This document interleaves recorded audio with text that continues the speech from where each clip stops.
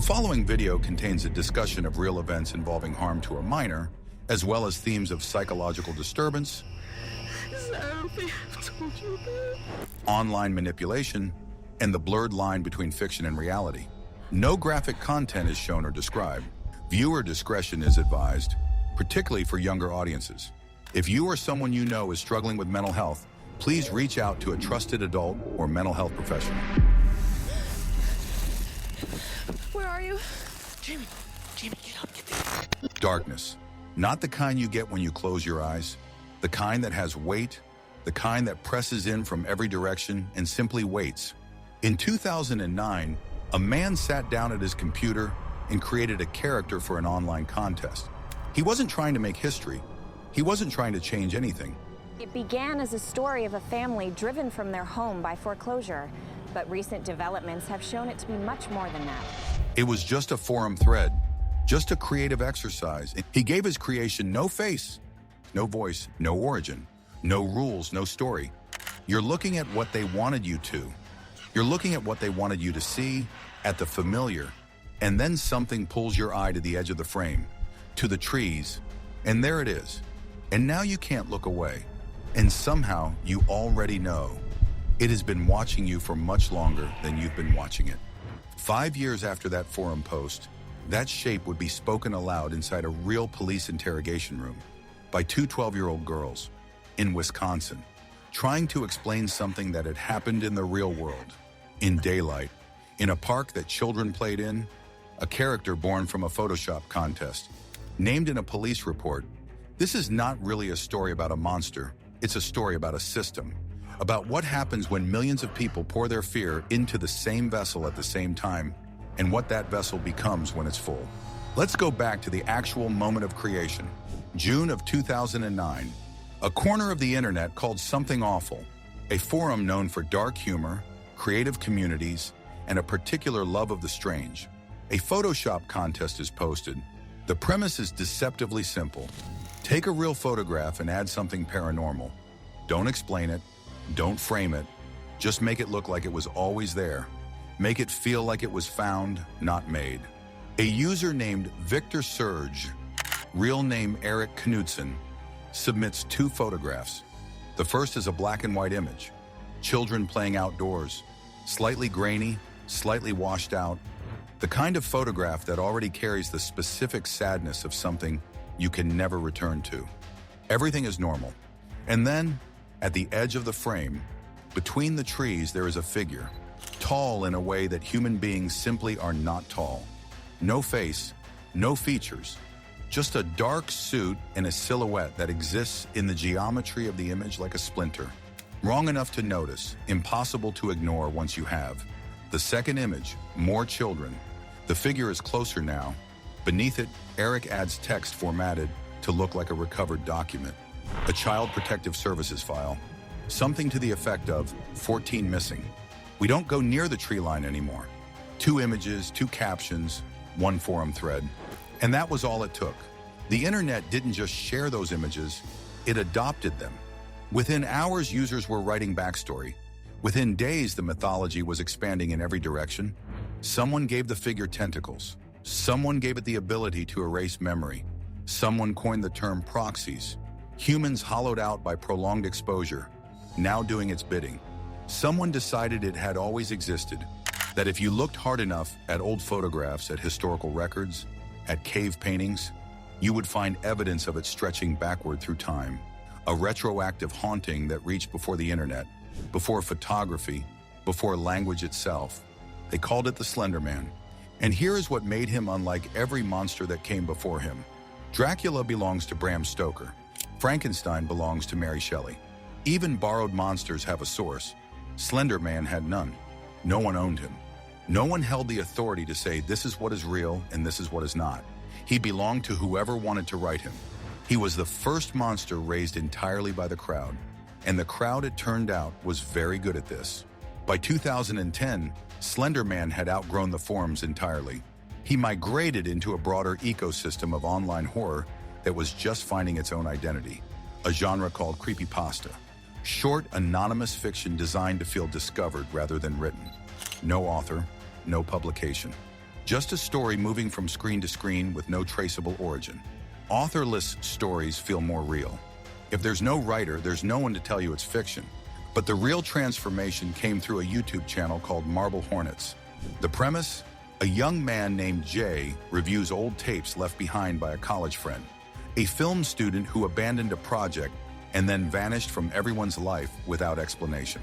In the footage, filmed in parks, in hallways, inside ordinary apartments, there is a figure, tall, faceless, in a suit. Marble Hornets never once said the name Slender Man. The audience connected the dots themselves. That act of connection made it feel personal in a way being told directly never could. The format is what made it revolutionary. Videos uploaded out of sequence with no schedule. Upload dates matching real calendar dates. A second mysterious channel appeared, called To the Ark, posting cryptic replies that seemed to bleed out of the fiction and into the real world. It used the language of social media to make the story behave like life. This is what researchers call an ARG, an alternate reality game. A story engineered to make you forget it's a story. And it's spread the way fear spreads. A classmate shows you the first entry in the cafeteria. You go home. You watch it again, alone, with the lights off. And it's different in the dark. It's always different in the dark. The audience wasn't consuming this story. They were living inside it. And once you're inside a story, once you've helped build it, once it's passed through your hands, the border between what you've imagined and what is real starts to feel less fixed than you thought it was. I want to slow down here for a moment, because the next part of this story only makes sense if you understand what was quietly happening beneath the surface. The people most deeply immersed in this mythology tended to be young, and the adolescent mind carries a heightened capacity for immersive belief, for getting so far inside a world that the walls of it start to feel like the walls of the actual world. That's part of what makes being young feel so vivid. But it also means the line between the imagined and the real can become genuinely harder to hold under the right conditions. Layer the format on top of that. Video on the same platform where you talk to your friends doesn't give your brain the same distance that a book or a movie screen does. The cognitive separation, the part of you that knows this is fiction, gets quieter. An ARG turns the volume all the way down. Marble Hornets didn't just tell you a story, it behaved as though the story was already happening in the same world where you lived. And then there is the social layer.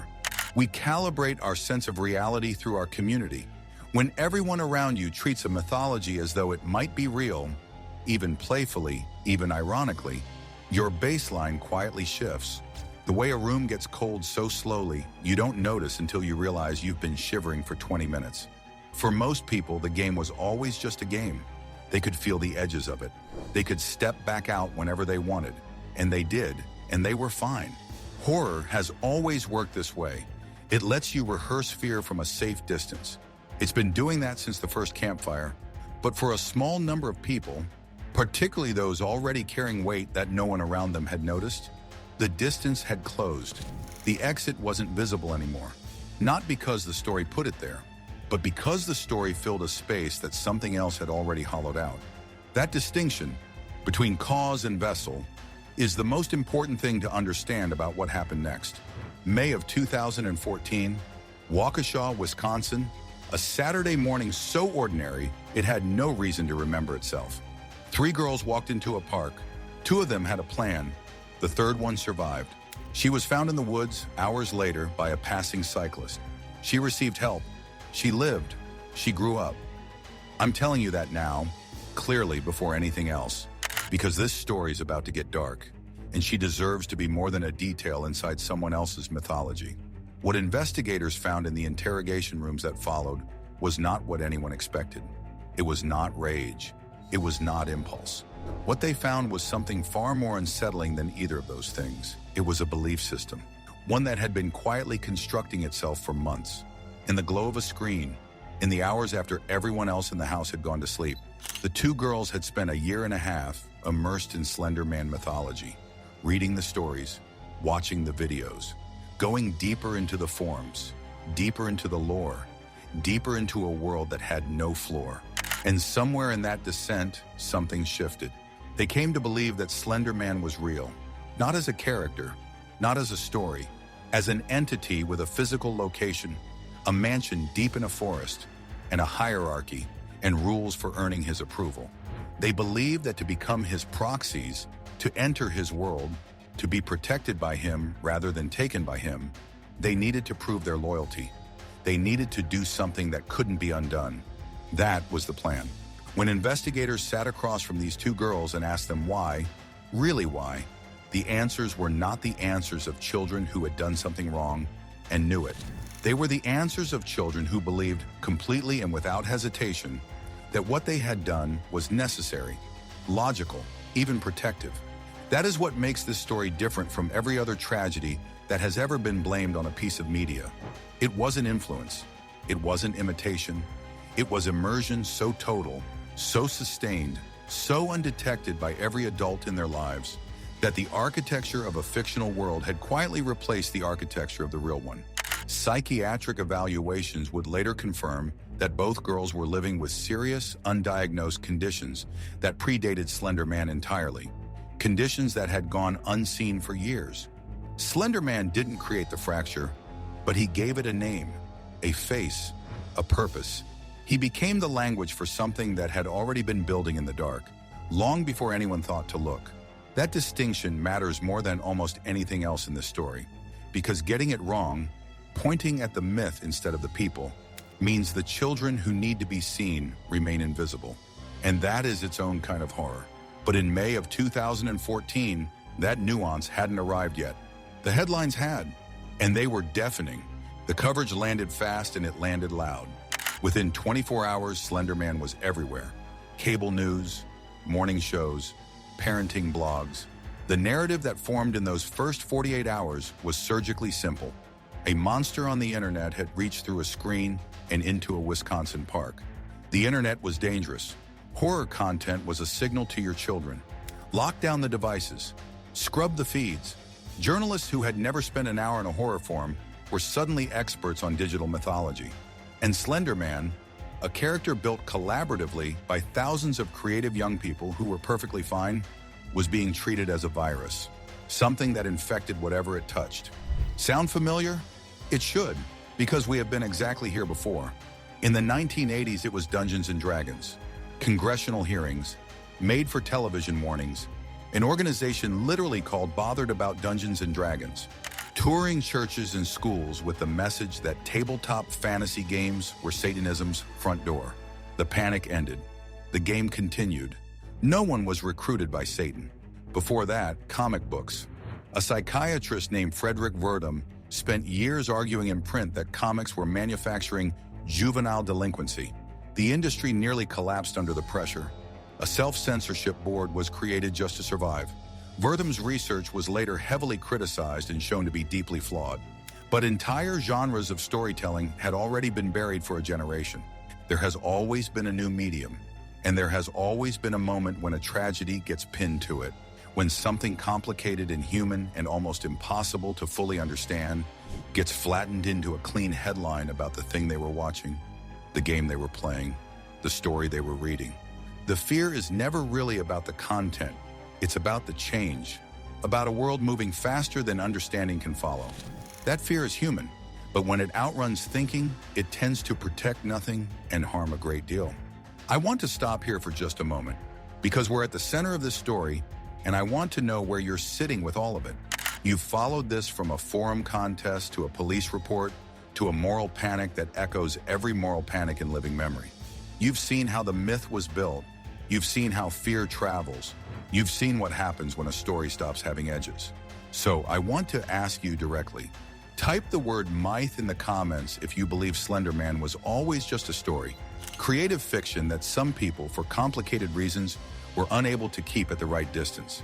Type the word monster if you believe something else, that a story told at sufficient scale, believed by enough people, can become something more than a story, something with consequence, something that operates in reality regardless of whether it is real.